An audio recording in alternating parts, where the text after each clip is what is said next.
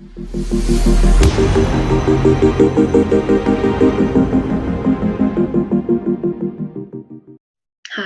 my name is Gibson, and I'm the owner and founder of the Personal Development School. This is your daily breakthrough video, and today I want to talk a little bit about the dismissive avoidant attachment style, their core wounds, and how to actually work on reprogramming these core wounds.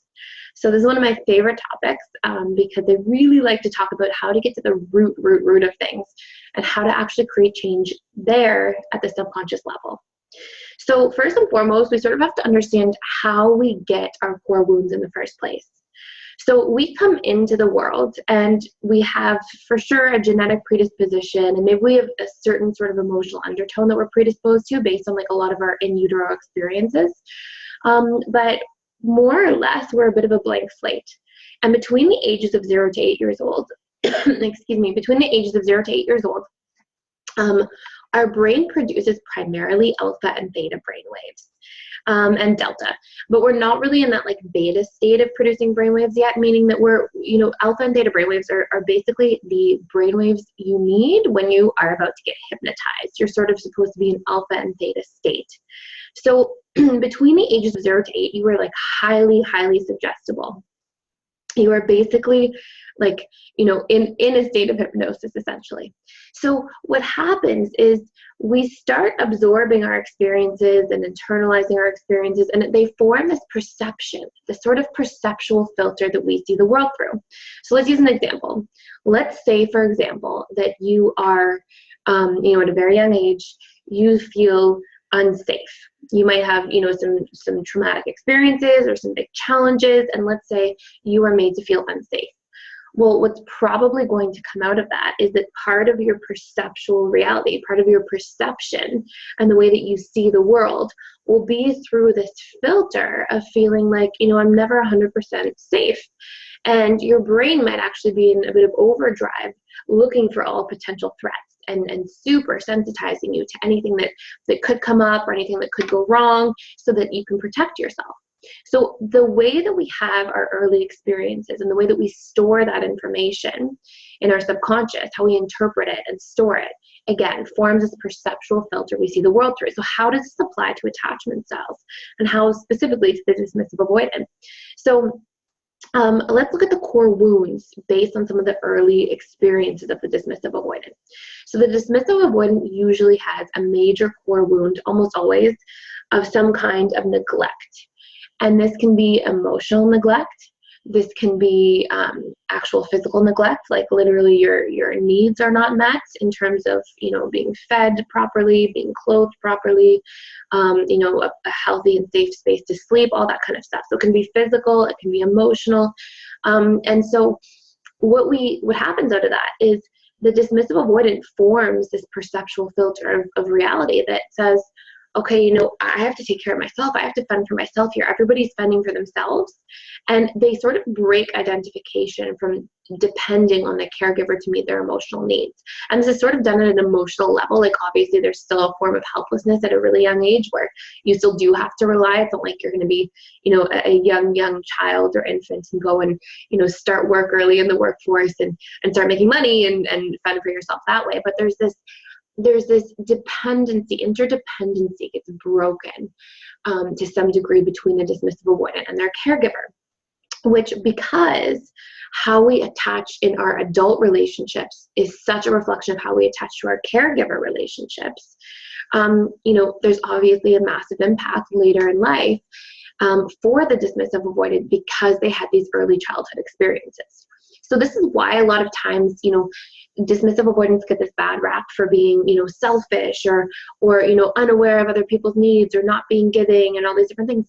Yeah, because they went through these experiences that were tumultuous enough where their perceptual filter of reality says, I am unsafe around, interdependency on other people. That entire experience from the earliest age, like, my earliest programming basically says, that's not safe. That's not okay. I never want to put myself in that situation again.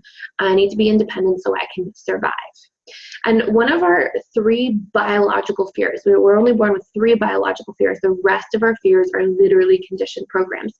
And one of them is the fear of abandonment. And every dismissive avoidant to some degree experience a feeling of abandonment. And this can be emotional abandonment, where your emotions were not met with comfort or security or safety or positive reinforcement, or this can actually be like physical abandonment. And so out of this, right, there's this, deep association between, connecting too much and re-experiencing that really painful abandonment again. And so the dismissive avoidant also keeps themselves safe by maintaining space between themselves and their partner. And again, this is all subconscious. This isn't something that the dismissive avoidant is sitting there going, oh, I'm feeling a little bit too close and I should withdraw in order to keep myself safe. This isn't like a conscious, premeditated thing. This is a natural experience that's happening in the dismissive avoidant subconscious that's triggering a certain, set of emotions. And also it's sort of this programming that's existing within the nervous system. So a lot of times I'll hear things like, from the dismissive avoidant, that when somebody gets too close to them, or when they feel like somebody's trying to attach too much or love them too much, they experience the emotion of irritation or frustration or feeling trapped, or because these biological responses, these emotionally based responses are literally there to keep that space. This reminder, don't get too close. That doesn't feel good. That's not going to go well. And those emotions are there as a means to keep this individual safe, okay? Not because it's actually safer, but because this was the experience that's stored in the subconscious mind. And so this is their perceptual view of reality, okay? So let's go into some of the other core wounds. So we've got this deep feeling of like unsupportedness and a need for safety. A deep feeling of emotional neglect or emotional abandonment. A lot of enmeshment is often common for the dismissive avoidant as well. Like I'll often see parents who have like really high expectations for their children and, push them and yet don't like support them. So an example of this might be, a dismissive avoidant adult is coming out of a childhood where dad was super emotionally unavailable. Mom was like a really good caregiver in the sense that she, took care of, food on the table and doing the laundry and cleaning, but there was no emotional support from either parent. And yet both parents also had really high expectations for that child. So that child was made to also feel like trapped and pressured. And so again, like the perceptual worldview of this person going out into the world is going to be like, people come with a lot of pressure. People come with a lot of, expectation. I feel trapped when I'm around people for too long. I need to withdraw so I can just go be myself. There's all of this stuff sort of meshed in there together. So the dismissive avoidant usually coped through childhood by finding themselves in other things. Okay, so this could be work. This could be, technology, computer games, video games, food, a bit of a food addiction, substances, right? Like there was some kind of need for emotional release. And so the dismissive avoidant usually had some kind of creature comfort, you'll hear the term often referred to, that they really involved themselves in. And this was their way of getting their needs met when people weren't meeting their needs.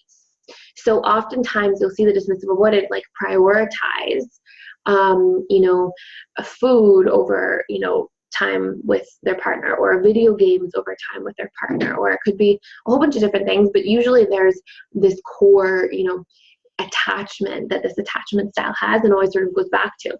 So, and keep in mind as well, this attachment style has for sure been made to feel that their emotions are unsafe. So usually there's a bit of almost a dissociation, but a deep repression of their emotions. And so in real time, if you say, hey, what emotions do you feel right now? And where do you feel them in your body? Usually there's like a confusion there. They don't even know where to start or really what that means.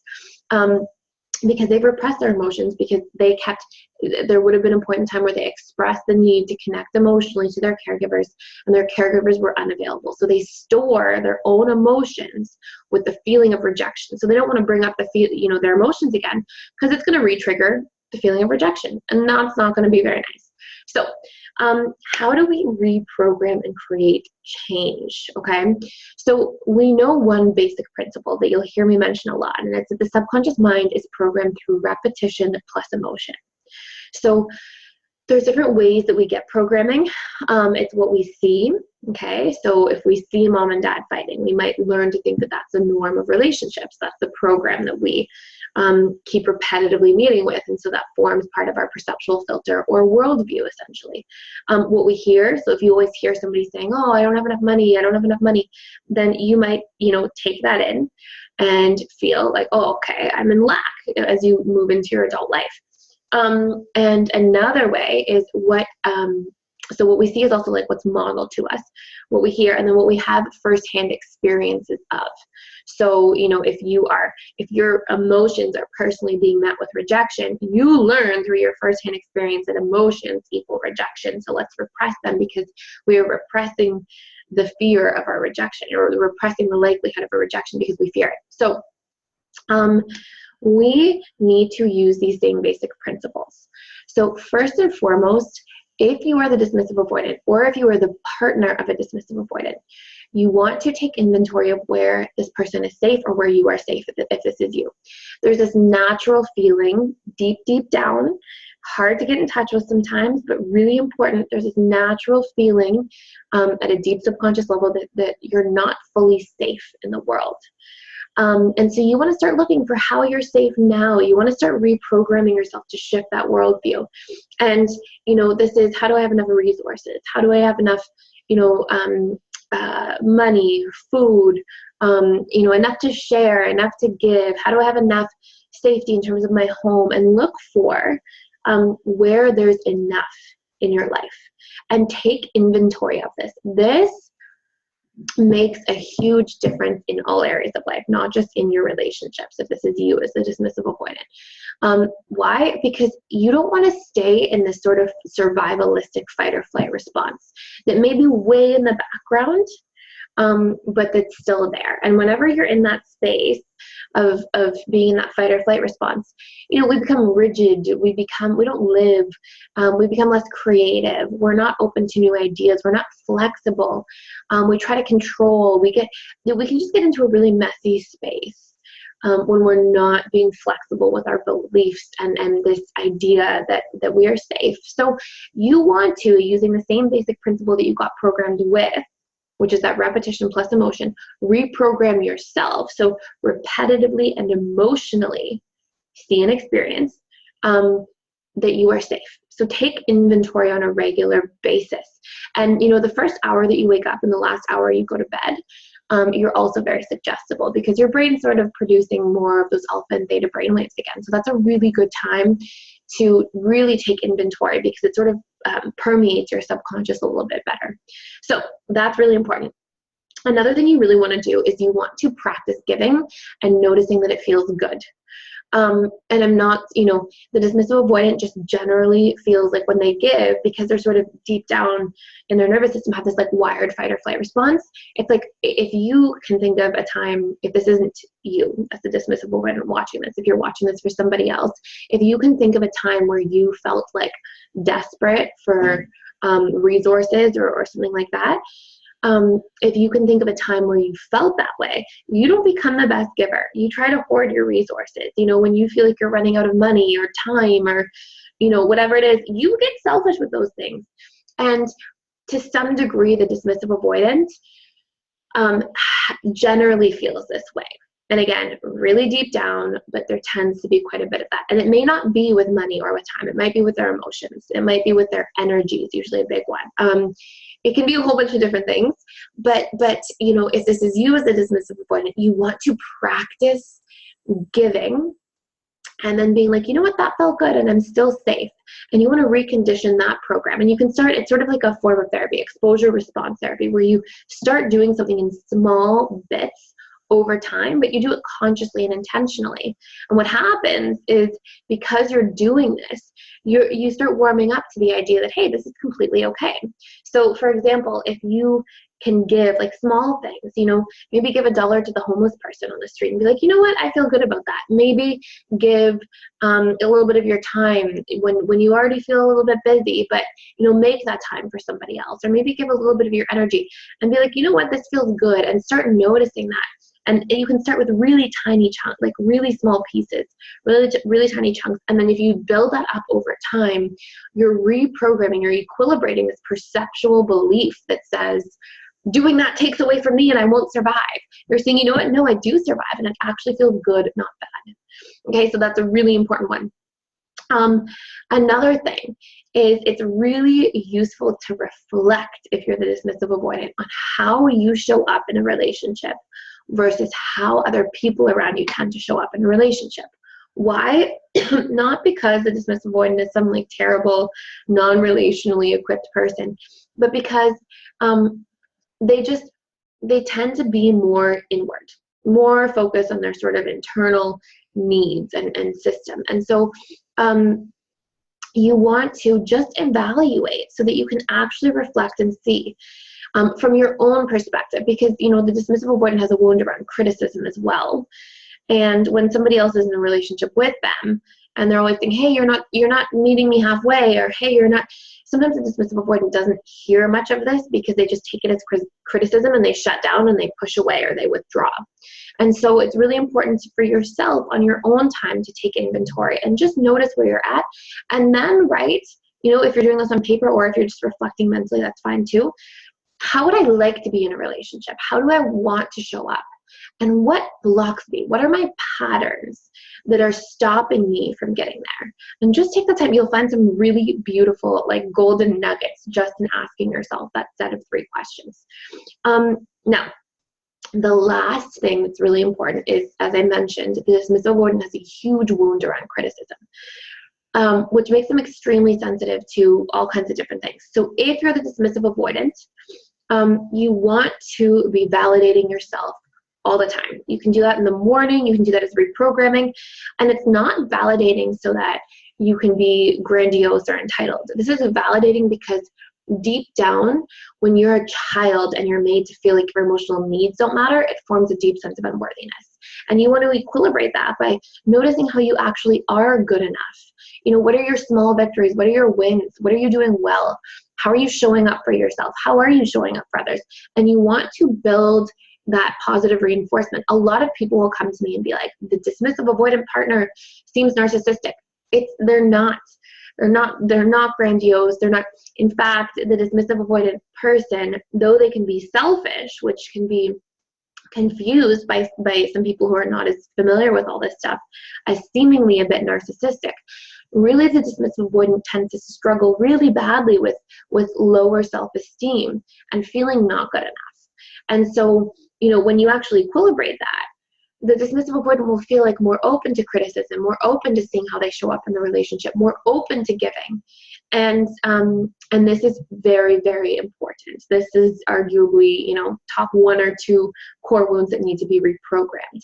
And you'll see that, when this person's feeling good about themselves, they actually open and they flower a little bit. But that self-validation is key.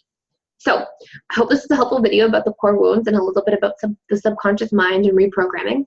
If you're getting a lot out of these videos, please like them, share them, subscribe to our channel, stay connected. I'm also building a whole bunch of courses right now. So courses on your attachment style, how to reprogram your attachment style, stuff that's way more in depth than any of these videos, that have step-by-step modules, worksheets, stuff you can do at home. They'll hopefully be ready in the next 2 to 3 months from the date that you're seeing this video, or this video is posted. And right now I'm offering like an early bird reservation on the website. So if you go to www.personaldevelopmentschool.com and you want to sign up for like early bird pricing, it doesn't mean you have to sign up for the course, but you can put your email in there, and then you have the opportunity for early bird pricing when the courses come out. If they're just basically discounted rates, then you can do that and get involved and stay connected. And yeah, so please ask me any questions if you have them. And again, thank you so much for watching.